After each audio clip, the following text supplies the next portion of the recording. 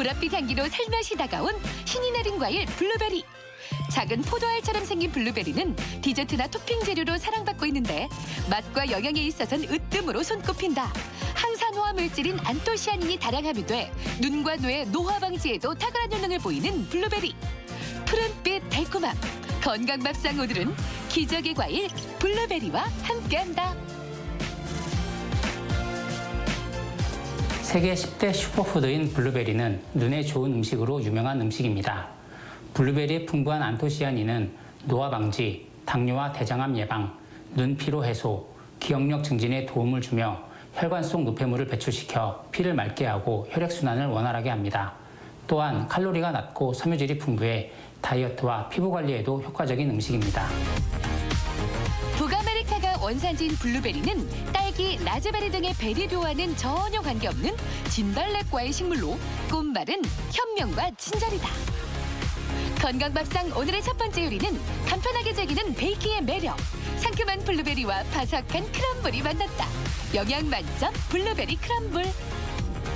이어서 만나볼 요리는 장마철 짜증을 한 번에 날려줄 블루베리 토마토 냉파스타. 상상 초월 상큼한 맛이 우리를 유혹한다. 블루베리는 맛도 좋고 영양도 풍부한데요. 달콤한 맛과 예쁜 컬러 덕분에 디저트로 많이 활용이 되죠.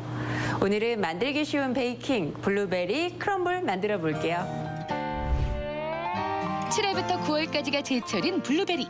블루베리는 선명한 청색을 띠면서 흰 가루가 균일하게 묻어있는 것이 좋다. 흰 가루가 많을수록 영양도 풍부하고 맛도 좋다는 뜻. 블루베리 크럼블 만들기 첫 단계.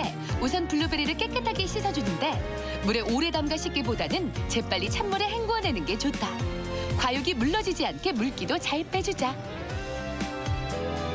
블루베리는 먹기 직전에 세척해 주시는 게 좋고요. 냉동 블루베리를 사용하실 때에도 흐르는 물에 살짝 헹궈서 키친타월에 물기를 제거한 후에 사용하시면 됩니다. 이어서 실온에두었던 버터를 풀어준 후 설탕을 넣어 잘 섞어주자. 여기에 곱게 채친 밀가루와 아몬드가루, 뮤즐액을 넣고 조물조물 고르게 섞어주는데 크럼블 반죽이 보슬보슬해지면 랩을 씌워 냉장고에 차갑게 보관한다.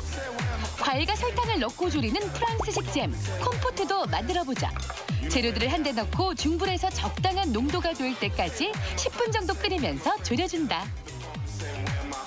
콤포트를 만드실 때는 콤포트가 식으면 점도가 강해지기 때문에 원하는 농도보다 살짝 묽을 때까지 졸여주시면 됩니다. 잘 졸여진 콤포트에 소금을 살짝 넣어주면 건강한 디저트 블루베리 콤포트가 완성된다.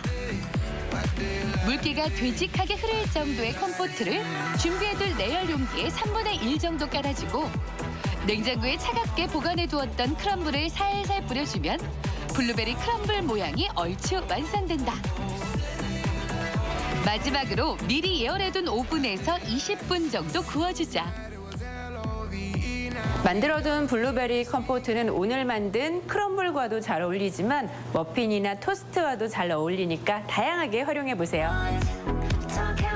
완성된 블루베리 크럼블에 슈가 파우더 솔솔 뿌려주고 생 블루베리와 민트 잎으로 장식해주면 블루베리 크럼블 완성!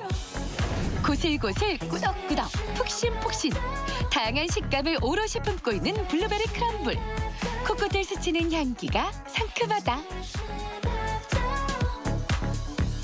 안토시아닌과 식이섬유가 풍부한 블루베리는 어떻게 먹어도 맛있죠.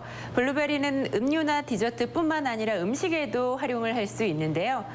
오늘은 더운 여름 시원하게 먹을 수 있는 블루베리 토마토 냉파스타 만들어 볼게요. 블루베리를 오래 두고 먹을 수 있는 팁 하나.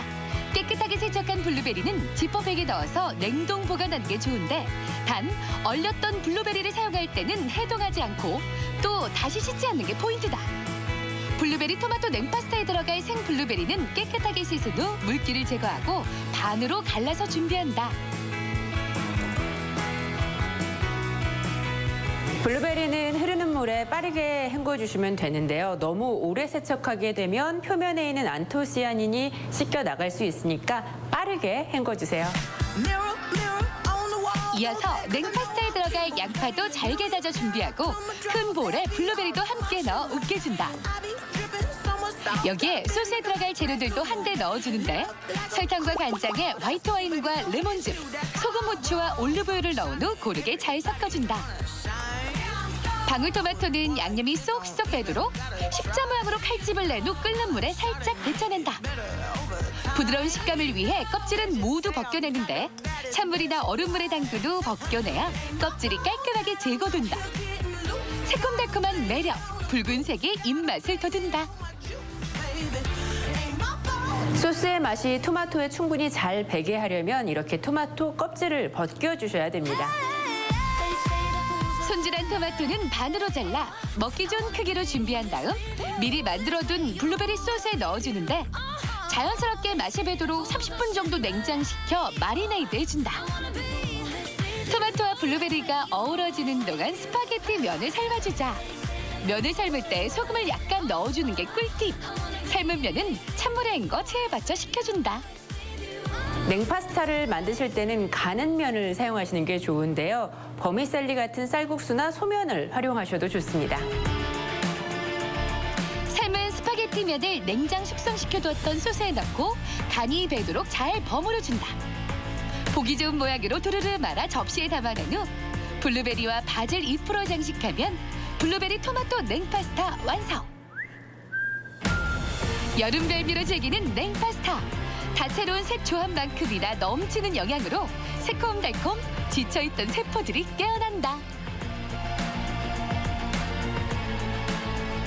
블루베리의 안토시아닌 효과는 지속 시간이 짧고 물의 녹음으로 오래 씻지 않고 한 번에 많이 먹는 것보다 장기간 꾸준히 먹는 것이 좋습니다.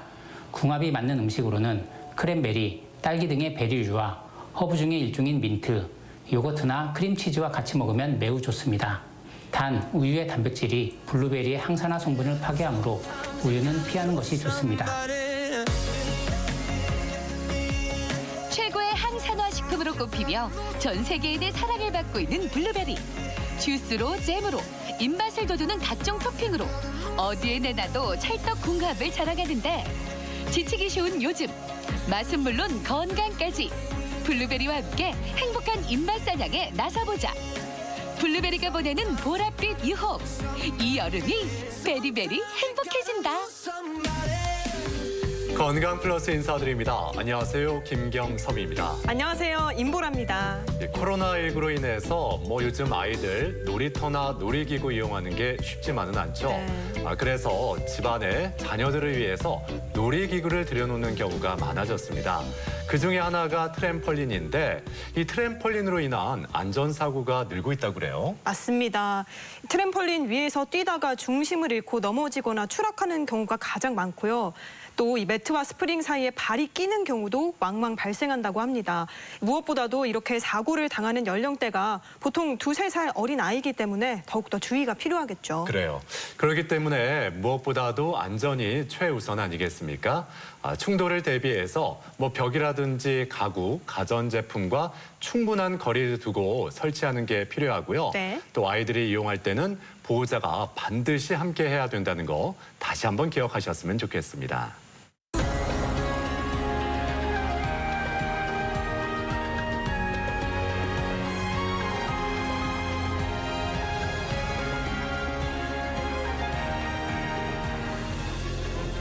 삶의 질을 떨어뜨리는 대표적인 질환 두통. 성인 3명 가운데 1명이 경험할 정도로 두통은 흔한 질환으로 인식돼 있는데 그렇다 보니 두통을 치료해야 되는 질환이라기보다 참고 견뎌야 하는 증상으로 여기기 쉽다. 하지만 아무런 이유 없이 지속되는 두통은 몸이 보내는 강력한 이상 신호일 수 있다. 두통은 이제 머리에 생기는 통증을 말하는 거고요. 누구나 한 번씩 경험해 볼 수 있는 아주 흔한 증상입니다. 보통 두통은 원인 질환이 명확하지 않는 1차 두통과 원인 질환이 있는 2차 두통으로 나뉘고 있고요. 보통 저희 이제 병원에 환자분들이 오실 때는 이 2차 두통을 염려를 해서 내원하시는 경우가 많습니다. 증상인 동시에 질환의 이름인 두통. 두통을 일으키는 원인만 300가지가 넘고 그 증상 또한 다양하다. 두통 자체가 질병일 수 있지만 특정 질병에 의한 증상일 가능성이 있어 적절한 진단과 치료가 꼭 필요한데 오늘 TV 주치에서는 우리 몸이 보내는 시그널, 두통에 대해 자세히 알아본다. 네, 우리 몸에 이상이 생기면 다양한 증상들이 나타날 수가 있죠.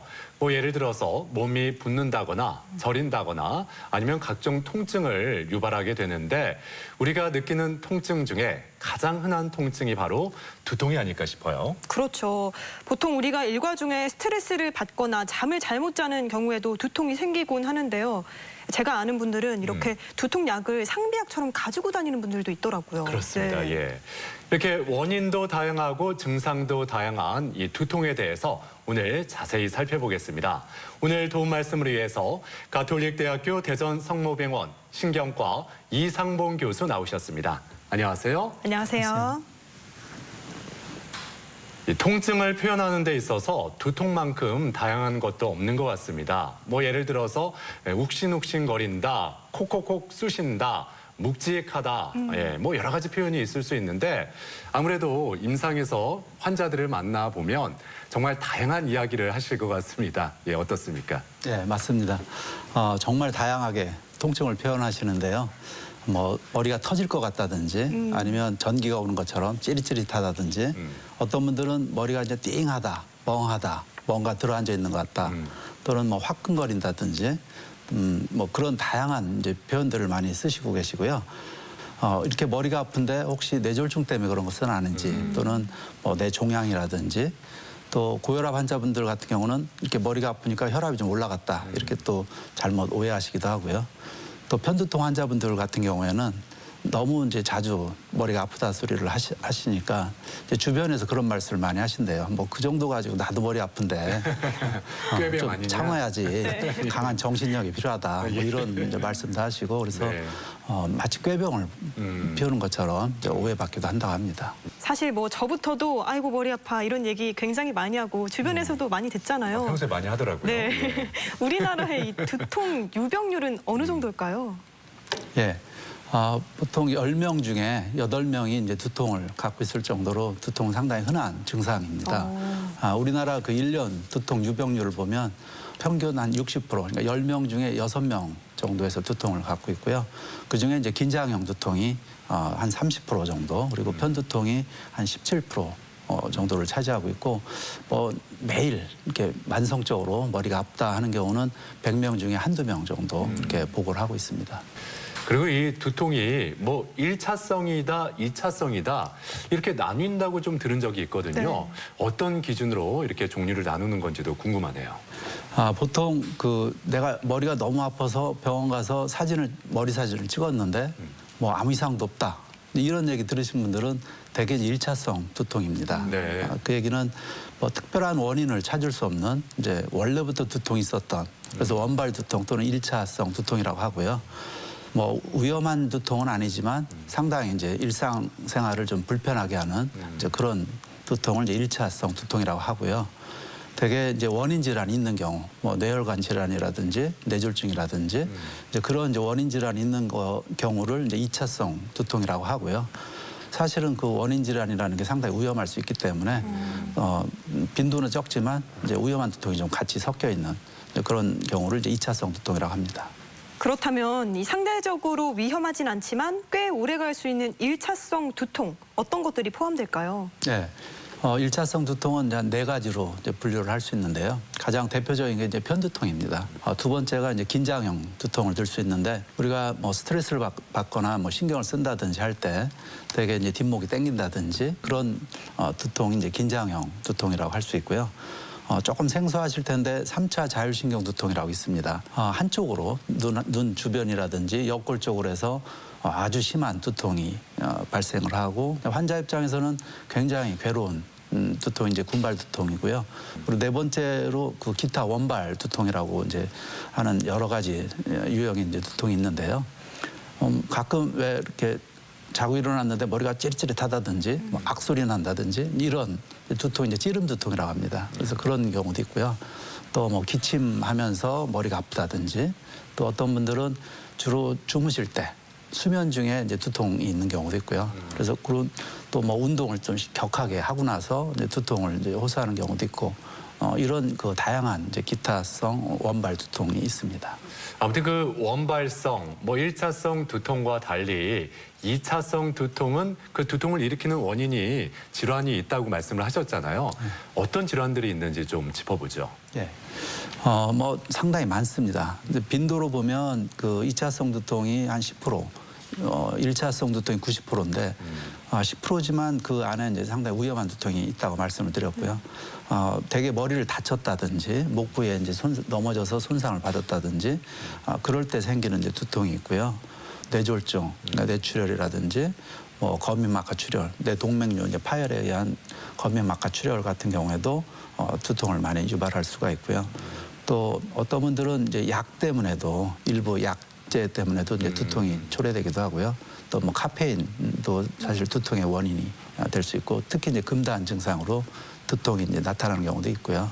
그래서 이렇게 다양한 원인 질환에 의한 것을 이제 2차성 두통이라고 합니다.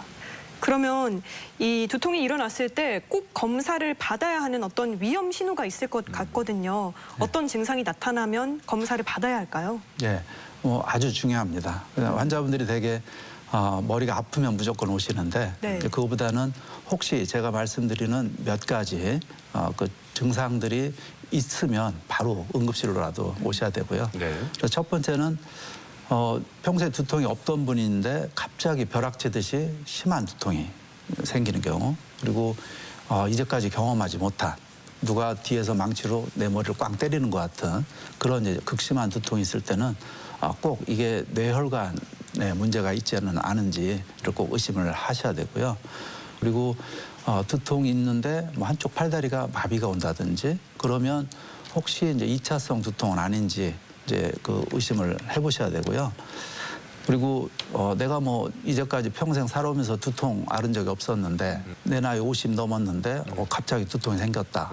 이러면은 혹시 뇌 동맥의 염증이라든지 또는 그동안 이제 증상을 잘 나타내지 않았던 뇌 종양이라든지 이제 이런 가능성도 이제 고려를 하셔야 되고요. 그리고 뭐 기침을 한다든지 배에 힘이 잔뜩 들어가는 상황에서 갑자기 두통이 생기는 경우도 뭔가 뇌에 문제가 있지 않을까 의심을 한번 해보셔야 되고요. 마지막으로 뭐 머리를 다친 뒤에 뭐 자꾸 두통이 생긴다든지요.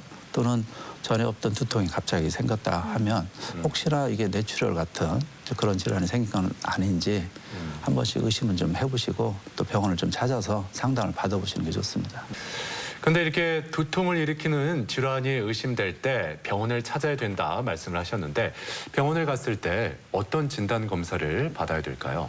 뭐 다른 병들도 마찬가지지만 일단은 환자분들이 불편해하시는 그 두통에 대해서 제대로 잘 듣는 게 굉장히 중요합니다. 보통 이제 병력 정치라고 하는데요. 아프신 분이 어떻게 아프신지 그 양상을 잘 들어보고 그 양상을 조금 더 세부적으로 질문을 통해서 이제 분석을 좀 하면 대부분 두통의 그 한 90% 이상은 어느 정도 이제 구분이 됩니다.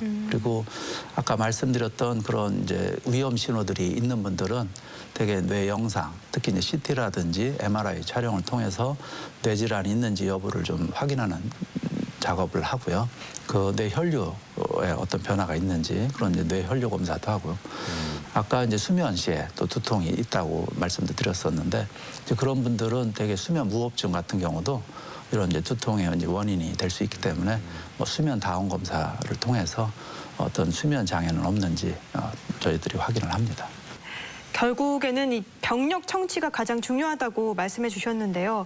교수님께서도 이제 문진을 하실 거잖아요. 그때 가장 중점적으로 보시는 부분이 뭘까요? 예, 저희가 이제 그 두통을 오시면 질문을 많이 합니다. 근데 진료 시간은 제한돼 있고 그래서 환자분들이 오히려 이제 병원에 오시기 전에 집에서 제가 지금 말씀드리는 요 5가지 항목을 좀 이렇게 정리를 해갖고 오시면 그 짧은 진료 시간에 효율적으로 진료를 하실 수가 있거든요. 네. 그래서 저희가 첫 번째로 물어보는 게 얼마나 아프신지, 뭐 깨질 듯이 아프다 뭐 이렇게 표현을 하시지만 조금 더 객관적으로 여기 그림에 보이시는 전혀 통증이 없는 상태가 0점, 가장 극심한 통증이 10점, 통증의 강도가 이제 경한지 한 중간 정도, 심한 정도 이렇게 이제 구분을 하고요. 그리고 이제 어느 쪽이 아픈지를 이제 저희가 꼭 여쭤봅니다. 한쪽이 아픈지 아니면 양쪽 다 아픈지 또는 뭐 뒷골만 아픈지 이제 이 부위를 꼭 체크를 하고요. 그리고 이제 그런 이제 빈도 그리고 그런 이제 지속 시간 그리고 통증을 표현하는 양상들이 다양하시거든요. 그래서 이제 이런 양상들 그리고 두통이 있을 때 뭐 울렁거리거나 뭐 토하시는 분들도 꽤 계시고요. 그런 양상들을 이제 물어봅니다. 네. 근데 이런 질문들이 워낙 많기 때문에 예. 환자분들이 이제 병원에 내원하실 때 이런 사항들 좀 메모를 하셔서 이렇게 의사분들한테 보여주시면 훨씬 더 자세한 이제 그 진단을 내릴 수가 있습니다. 대전 MBC 건강플러스 오늘은 두통에 대해서 알아보고 있는데요. 이번에는 병원을 직접 찾아가서 환자들을 만나보고 진단법과 치료법을 살펴보겠습니다. 화면으로 만나보시죠. 누구나 일생 중 한 번은 경험한다는 매우 흔한 증상 두통. 한 조사 결과에 따르면 1년 동안 두통을 경험한 경우가 약 60%로 나타났고 그 가운데 10%가 통증으로 인해 업무 장애를 겪은 것으로 나타났다. 하지만 적절한 치료를 받지 않은 경우가 절반 이상을 차지했는데 이처럼 두통은 흔한 증상이기에 심각하게 받아들이지 않는 경우가 많다. 오늘 어디가 불편해서 오셨죠? 한쪽 머리 두통이 심해가지고 그것 때문에 진료를 좀 한번 보러 왔습니다. 두통이 언제부터 시작된 거죠? 한 7, 8년 전부터 이 증상이 시작이 됐고요. 매년 한 한두 달 정도 주기적으로 증상이 항상 있습니다. 머리가 아플 때는 주로 어떤 식으로 아프세요? 증상이 너무 심하면 이제 눈물이나 콧물이 좀 날 때도 있고 제자리에 있기 힘든 그런 증상이 있습니다. 두통은 크게 특정 원인 없이 증상의 기초에 진단하는 1차성 두통과 특정 원인 질환에서 기인한 2차성 두통으로 구분되는데 긴장형 두통, 편두통, 군발 두통 등이 1차성에 해당된다. 이 환자는 주로 그 한쪽에 생기는 아주 심한 두통 그리고 눈물, 콧물 이런 그 자율신경 증상을 동반하는 그런 두통인데요. 보통 이제 군발 두통의 가능성이 많습니다. 그렇지만 전에 없던 증상들이 이렇게 갑자기 생기는 경우는 그 머리 안쪽에 어떤 문제가 있는지를 확인하기 위해서 뇌 영상 검사를 같이 해서 그 2차 두통의 가능성을 배제하는 것이 중요하다고 할 수 있습니다. 1차성 두통은 영상 검사상 특히 소견은 없지만 환자에게 통증이 있고 일상생활에 불편을 겪는 만큼 적극적인 치료가 필요하다. 또 그 증상만으로 2차성 두통 여부를 확인하기는 쉽지 않은데 자세한 병력 청취와 정확한 진찰을 통해 2차성 두통의 가능성을 검토하고 조금이라도 뇌 질환이 의심되면 빠른 진단을 위한 정밀 영상 검사가 필수다. 그동안 어떻게 잘 지내셨어요? 네. 머리가 띵한 거 말고는 그렇게 크게 문제된 게 없었습니다. 어떻게 운동이나 식사는 어떻게 잘 하고 계세요? 예, 운동 하루에 2, 30분 정도 하고요. 식사도 규칙적으로 잘하고 있습니다. 어떻게 그 혈압약은 잘 드시고 네. 혈압 관리는 어떻게 하세요? 아침마다 꾸준히 약은 빠뜨리지 않고 잘 먹고요. 혈압 체크는 2, 3일에 한 번씩 잘 체크하고 있습니다. 두통은 누구나 흔히 경험하는 증상이지만 그 자체로 머리에 문제가 생겼다는 신호일 수 있다. 특히 당뇨나 혈압 등의 대사증후군 환자는 갑작스런 환경 변화에 주의해야 하는데 이때 발생한 두통은 뇌질환의 경고등이다. 이분 말씀 표현에 의하면 내가 살아오면서 이제까지 이렇게 아픈 적이 없었다라고 하는 그런 이제 벼락두통이라고 하는데 그런 두통으로 오셨습니다. 일반적으로 그런 벼락두통이 있을 때 환자분들 그 머리 사진을 찍어보면 뇌지주막하 출혈이라든지 이런 경우를 한 3분의 1 환자에서 볼 수 있기 때문에요. 저희가 뇌 영상 검사를 했고 뇌 동맥류가 발견돼서 그 코일을 삽입하는 그런 시술을 받았습니다. 그래서 지금은 이제 뭐 간헐적인 뭐 긴장성 두통 정도 있는 거고요. 혈압 관리 잘 하시면서 외래 통원 치료 잘 하시면 될 것 같습니다. 잦은 두통을 앓고 있는 사람이라면 정확한 원인 질환을 감별하기 위한 정밀 검사가 필요하다. 하지만 대부분의 두통 환자들은 증상 발생 시 스스로 진단과 처방을 내리며 단순히 진통제를 복용하고 마는 경우가 많은데 이런 습관성 약물 복용이 장기간 이어지다 보면 원래의 두통보다 더 심한 증상을 보이는 만성 두통으로 악화될 수 있다.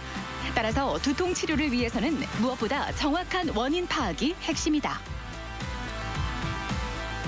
일반적으로 그 진통제를 약국에서 사다 드신다든지 하면서 약물 과용 두통 같은 게 잘 생길 수가 있고요. 특히 더 중요한 것은 2차 두통인 경우에는 그 치료 시기를 놓쳐서 나중에 심각한 신경학적 후유증을 남기는 경우도 많거든요. 그래서 일단은 두통이 있으면 전문가의 진단과 치료를 받는 것이 매우 중요하다고 하겠습니다. 머리가 아프다고 해서 다 같은 두통이 아니다. 두통은 발생 원인이 다양한 만큼 원인에 따른 적절한 치료가 필요하다. 또한 증상이 비정상적으로 장기간 이어진다면 만성 두통을 의심해봐야 하는데 단순히 스쳐 지나가는 통증으로 방치했다가 자칫 우리의 일상까지 파괴될 수 있다. 내 몸이 보내는 이상 시그널 두통. 그 작은 시그널에 귀를 기울여야 한다. 네, 병원을 찾아가서 환자들의 이야기를 들어보고 이 두통에 대해서 살펴봤습니다. 자, 이번에는 그 두통의 범위를 좀 축소해서 이 편두통에 대해서 중점적으로 알아보죠. 자, 이 편두통, 실제로 유병률이 어느 정도 되나요? 예, 편두통은 전 세계적으로 유병률이 한 3위에 들을 정도로 상당히 흔한 그런 질환입니다. 예. 그래서 한 1억 명 정도로 추정을 하고 있고요. 보통 성인 7명 중에 1명. 그리고 우리나라 같은 경우는 한 500만에서 600만 정도 유병률을 보고를 하고 있고요. 이렇게 흔하지만 그 안타까운 것은 그 최초 증상이 생기고 나서 진단까지 평균 한 10년 정도 걸린다고 합니다. 5명 중에 한 2명 정도는 한 11년 이상 편두통 진단을 못 받고 그렇게 지내는 경우가 많았다고 합니다. 편두통이 있으면 정말 삶의 질이 뚝 떨어질 것 같은데 어느 정도의 고통을 호소하시나요? 보통 한 달 평균으로 봤을 때 한 12일 정도는 이제 편두통이 발생된다고 보고를 하고 있고요. 예. 그러니까 한 달에 한 3분의 1 정도는 두통 때문에 뭐 여러 가지 일을 못 하게 되는 거죠. 그리고 뭐 학생들 같은 경우는 그 학습 능력이라든지 또 직장인들 같은 경우는 작업 능률이 많이 이제 떨어지는데 한 4일 이상 떨어지니까 상당히 어려워하시고요. 이런 그 사회 경제 활동이 아주 왕성한 그런 이제 10대부터 40대까지 한 10명 중에 7명은 편두통 때문에 아주 여러 가지 일상이 상당히 불편한 이제 그런 상태로 지낸다 이렇게 보고를 하고 있습니다. 편두통이 진행되면서 이 단계별로 증상도 다르게 나타날 것 같은데요. 어떤 증상들이 있는지 소개해 주시죠. 예, 편두통은 이제 보통 그 한 4단계 정도 얘기를 하는데요. 대개 이제 편두통 환자분들이 그 통증에 좀 예민한 뇌를 가졌다고 이제 저희들이 표현을 합니다. 약간 유전적인 성향이 있고요.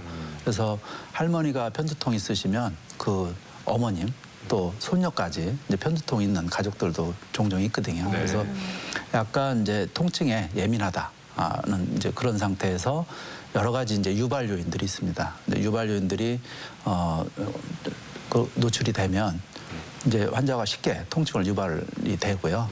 되게 이제 두통 아주 심한 두통이 생기기 전에 그 한 2, 3일 전부터 환자분들이 뭐 하품이 자주 나온다든지 또 좀 나른하다든지 밝은 빛이라든지 뭐 소음 이거 굉장히 예민해지는 경우가 생기거든요.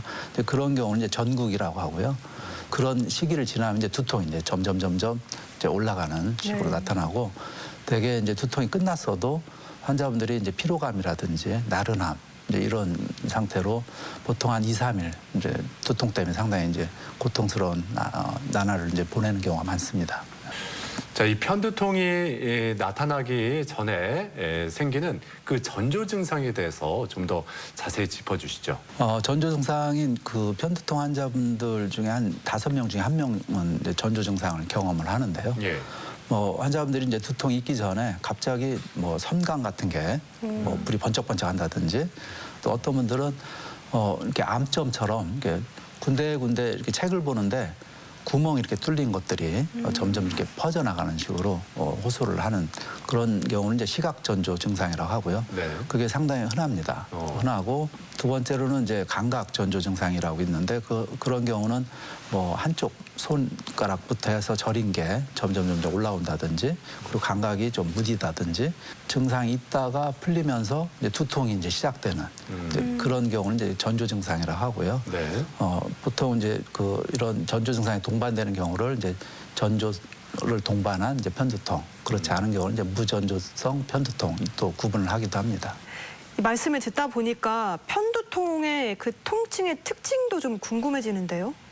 예. 되게 환자분들이 한쪽 뇌가 아프면 편두통이다 이렇게 생각을 많이 하세요. 네. 실제로 그렇지는 않고요. 한쪽에만 아픈 경우 한 60% 정도 되고요. 양쪽 다 아픈 경우 한 40% 정도 됩니다. 그리고 어떤 분들은 이제 옆구리에서 시작해서 뭐 뒤쪽으로 이렇게 퍼져나가는 식으로 이제 그렇게 아프고요. 되게 강도가 상당히 이제 세서 네. 일상생활을 이제 계속 하기가 어려울 정도로, 그래서 일상생활에 방해가 되는 이제 그런 이제 두통이고요. 또 대부분 보면 좀 미식거린다든지 토한다든지 마취한 것처럼 이제 그런 증상을 이제 동반하는 경우가 많습니다. 뭐 증상도 다양하고 또 나타나는 부위도 다양한 편두통. 원인에는 어떤 것들이 있을까요? 예. 일단 편두통 환자분들은 그 뇌 자체가 굉장히 예민한, 유전적인 성향을 갖는 그 예민한 뇌라고 말씀을 드렸잖아요. 그래서 편두통 환자분들의 뇌는 마치 그 예열이 된 그 프라이팬이라고 생각을 하십니다. 그래서 거기다가 이런 이제 유발 요인들, 그런 유발 인자들이 작용을 하면 바로 그냥 두통이 튀어나오는 그런 양상이 이제 편두통입니다. 그래서 대표적인 게 이제 스트레스죠. 스트레스, 또 피로할 때 네.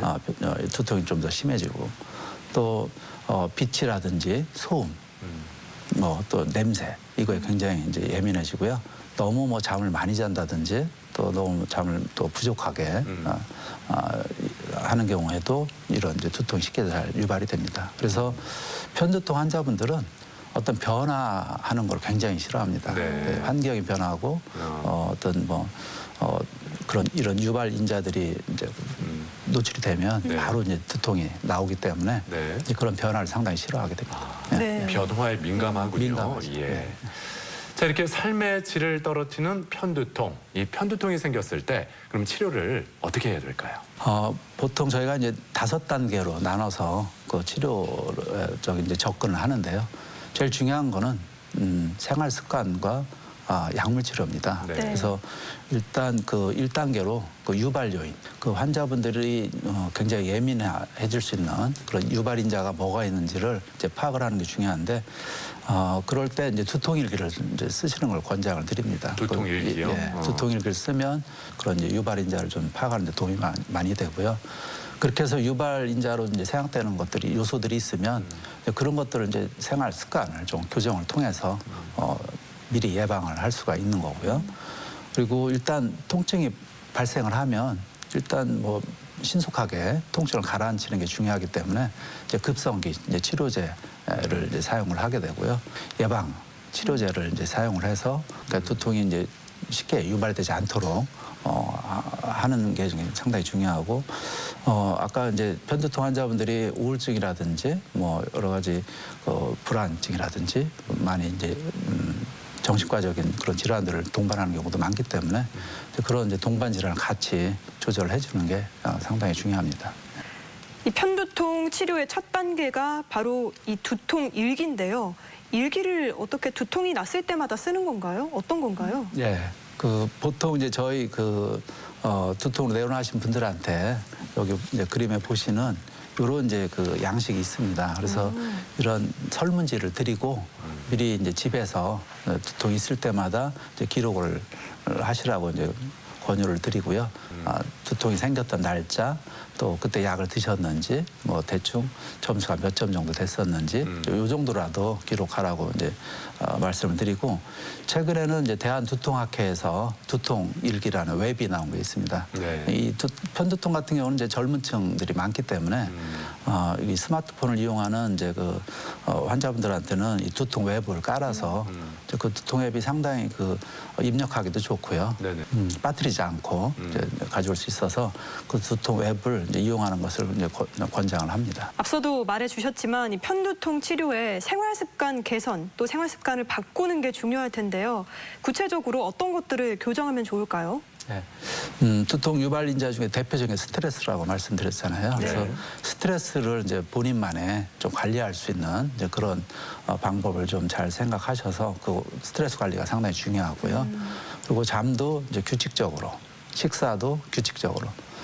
편두통 내는 변화를 싫어한다고 말씀드렸잖아요. 그래서 일정하게 하는 게 좋습니다. 일정하게 하고 또 여러 가지 이제 편두통 유발 그 요인이 될 수 있는 음식들, 그 유발 요인이 되는 음식을 조금 피하게 하고 그리고 규칙적으로 운동을 하시는 게 좋고요. 그리고 저희가 운동할 때 항상 그 수분 섭취를 좀 많이 하시고 물을 좀 충분히 섭취하시고 이제 운동을 하시는 것을 이제 추천을 드립니다. 네. 약물을 너무 많이 자주 먹어서 또 문제가 되기도 하잖아요. 이런 경우에는 어떻게 해야 개선을 할 수 있을까요? 네. 실제로 진통제를 하루에 한 뭐 20알 이렇게 드시는 분도 계세요. 그러면 그런데도 그분은 몇 년 동안 계속 두통을 안고 살거든요. 그래서 그것은 이제 오히려 진통제가 두통을 더 유발하는 상황입니다. 이제 그런 경우는 이제 약물 과용 두통이라고 하고요. 그래서 저희들이 보통 단순 진통제 같은 경우는 한 달에 한 15일 이상 드시지 않는 걸 이제 주의를 드리고 또 복합 진통제 같은 경우는 이제 열흘 이상 드시지 않게 그냥 짧게 일주일에 2번 이상 드시지 말도록 보통 이제 권유를 드립니다. 그래서 그런 이제 약을 좀 줄이는 것만 해도 실제로 두통이 많이 줄거든요. 근데 환자분들이 그 하루 이틀 약 줄여보고 아우 다시 머리가 아프다고 해서 다시 원점으로 돌아가는 경우가 상당히 많습니다. 그래서 보통 한 1, 2주 그냥 독감만 먹고 그동안 많이 드셨던 진통제를 하나하나씩 뺀다라고 생각하는 이제 그런 이제 마음으로 이제 좀 저희들이 좀 격려를 해서 그런 약물 과용 두통을 좀 치료하려고 하고 있습니다. 자, 마지막으로 두통에 대해서 이것만은 꼭 기억하자. 정리 부탁드립니다. 두통은 1차 두통과 2차 두통으로 나눈다고 말씀을 드렸죠. 그리고 혹시 2차 두통이 적긴 하지만 그 안에 이제 위험한 두통이 이제 들어있기 때문에 위험한 그 신호가 무엇인지를 조금 반드시 인지를 하는 게 중요하고요. 편두통이 굉장히 흔하고 또 심한 장애를 이제 초래하는 질환이기 때문에 한 번쯤은 꼭 전문가의 그 진단을 받아서 혹시 편두통이면 적절하게 치료를 받으시는 게 상당히 도움이 되고요. 그리고 두통 일기를 습관적으로 좀 기록을 하시면 진료 보실 때도 도움이 되고 또 나중에 이제 치료를 계속 잘 조절할 때도 상당히 도움이 됩니다. 그리고 너무 자가 진단해서 진통제를 과용하지 않는 그래서 생기는 이제 약물 과용 두통 그걸 좀 예방하는 게 상당히 중요하다고 할 수 있습니다. 대전 MBC 건강 플러스 오늘은 두통에 대해서 이야기 나누고 있는데요. 이번에는 두통에 대한 오해와 진실을 OX로 풀어보겠습니다. 네. 자, 먼저 편두통 약은 두통이 심해진 다음에 먹는 게 좋다. O일까요, X일까요? X입니다. 초기 진화가 중요하다고 말씀을 드렸잖아요. 그래서 일단 두통이 오는 그 느낌이 있고 뭐 전조 증상이 있으면 그때부터 뭐 편두통 치료제를 이제 드시는 게 훨씬 더 효과적입니다. 자, 그리고 이 한쪽 부위만 머리가 아프면 이건 편두통이다. O일까요, X일까요? X입니다. 한쪽 두통만 있는 경우는 한 60% 정도 되고요.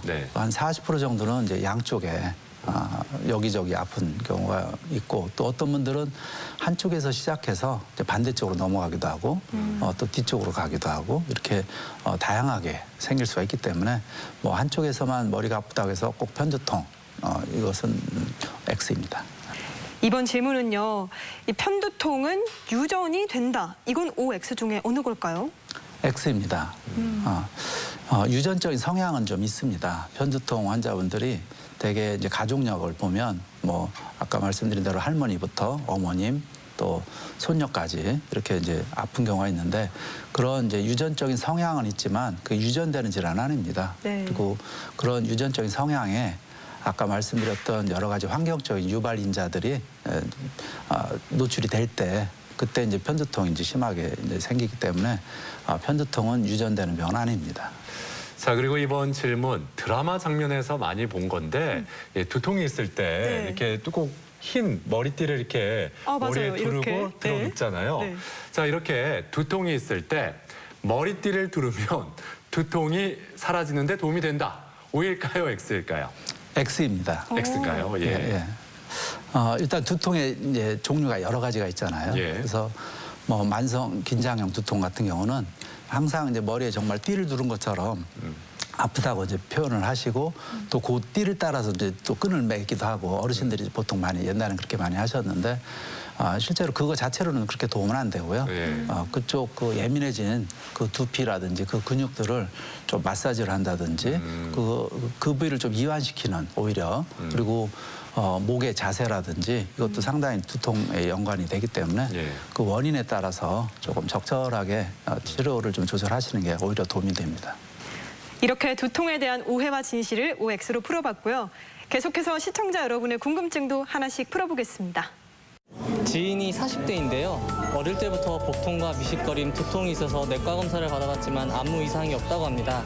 위장약을 먹어도 효과가 없다고 하는데 복통과 두통이 반복되는 이유가 궁금합니다. 네, 이 어릴 때부터 반복돼 온 이 두통과 복통, 검사상에는 이상이 없다고 하는데 왜 이런 게 생기는 걸까요? 예, 그분은 아마 편두통일 가능성이 높습니다. 편두통이요? 예, 대개 이제 편두통 환자분들이 이런 위장관계 증상을 많이 동반하는 경우가 많거든요. 그래서 미식거린다든지 체한다든지. 그래서 어떤 분은 나는 체하면 머리가 아파. 그래서 이 체한 것만 좀 조절이 되면 두통이 나아질 거야. 이런 생각을 많이 하시는데 실제로는 그 반대거든요. 편두통 때문에 예, 체한 느낌도 생기고 여러 가지 이제 불편함이 생기는데 그래서 이런 분들은 오히려 편두통 치료를 적절하게 잘 하시면 그런 이제 체한 증상도 많이 해소가 되고 또 이런 위장관도 좀 편한 상태를 좀 유지할 수가 있습니다. 편두통이 지속되면 나중에 치매가 잘 생기나요? 많은 분들이 걱정하고 또 궁금하실 부분인데요. 편두통과 치매의 상관관계 어떤가요? 네. 일단은 이제 편두통 때문에 치매가 오는 것은 아닙니다. 네. 되게 이제 편두통 때문에 학생들 같은 경우는 이제 수업이나 이제 학업에 집중도가 좀 떨어지고 또 직장인들 같은 경우는 일에 대한 능률이 좀 많이 떨어지는 경우가 많거든요. 이제 그러다 보니까 내가 뭐 이러다가 나중에 이게 자꾸 누적되다 보면 치매가 생기는 거 아닐까 뭐 이런 걱정도 하실 수는 있습니다. 그렇지만 아직 그 편두통 때문에 치매로 진행된다는 그런 과학적인 증거는 없습니다. 며칠 전 차가운 아이스크림 한 입 먹자마자 이마 부위가 전기가 오는 듯한 통증이 생겼다가 없어져서 깜짝 놀랐습니다. 머리 사진이라도 찍어봐야 할까요? 우리가 가끔 아주 차가운 음식을 먹으면 눈이랑 머리랑 좀 징하게 아픈 경우가 있잖아요. 이런 경우에 어떻게 검사를 해봐야 할까요? 예, 그 이제 아이스크림 두통이라고 이제 보통 이제 부르는데요. 네. 그게 그 뭐 한 3분의 1 정도 경험할 정도로 굉장히 흔한 두통 중에 하나입니다. 대개 이제 생기는 이유가 그 찬 아이스크림 이제 입안에 들어가면서 그 입안에 있는 이제 그 자율신경을 좀 자극을 하거든요. 그러면 그 자율신경이 갑자기 그 혈관을 좀 수축, 이완 이렇게 시키면서 이제 통증이 신호가 발생된다고 보거든요. 그런 이제 혈관의 변화가 이제 짧은 시간 동안에 급격하게 일어나면서 이제 통증이 생기는 거고요. 대개는 이제 보통은 뭐 한 10분 이내 또는 뭐 그보다 훨씬 더 짧게 몇 초 이내에 사라지기 때문에 네. 그런 경우는 별 걱정 없이 치료하실 수 있습니다. 예. 네. 끝으로 두통에 대해서 꼭 기억해야 할 점, 핵심을 요약해 주시면 좋을 것 같은데요. 두통은 네모다라고 한다면 네모 안에 어떤 단어를 넣어주시겠어요? 두통은 출구 있는 터널이다. 보통 만성적으로 그 두통을 앓다 보면 일상이 힘들고 또 고통스럽고 또 어둡게 느껴지거든요. 근데 최근에는 그런 이제 두통을 좀 치료하고 예방할 수 있는 여러 치료법들이 나와 있기 때문에 전문가의 이제 상담을 받으면 그러한 그 터널 같은 그런 이제 두통으로부터 조금 더 행복한 일상으로 회복될 수가 있습니다. 그래서 두통은 출구 있는 터널이다. 이렇게 말씀드릴 수 있겠습니다. 그렇군요. 예. 네. 혹시 시청자 여러분 중에서도 이 터널에 갇혀 계신 분이 계시다면 주저마시고 치료 적극적으로 받으셔서 그 터널에서 벗어나셨으면 좋겠다라는 생각 함께 가져봅니다. 자, 건강 플러스 오늘 이렇게 두통에 대해서 자세히 살펴봤습니다. 지금까지 도움 말씀에 신경과 이상봉 교수였습니다. 오늘 말씀 고맙습니다. 고맙습니다. 감사합니다. 예, 두통은 일상에서 흔하게 나타나는 증상인 만큼 대수롭지 않게 여기는 경우가 많은데요. 네. 이 두통, 오늘 알아본 것처럼 증상과 원인이 참 다양합니다. 두통이 지속적으로 반복이 된다면 참지만 마시고 꼭 전문의를 찾아가서 진단을 받으시고 치료를 받는 게 필요하겠습니다. 네. 그리고 이 두통을 없애려고 먹는 두통약이 과용하면 오히려 두통을 유발할 수 있다고 하니까요. 꼭 기억해 주시고요. 적절한 치료와 함께 생활 습관을 개선하는 게 중요하겠습니다. 네. 자, 건강 플러스 오늘 저희가 준비한 내용은 여기까지입니다. 이번 한 주도 건강하게 보내시길 바라고요. 저희는 다음 이 시간에 다시 인사드리겠습니다. 함께해 주신 여러분 고맙습니다.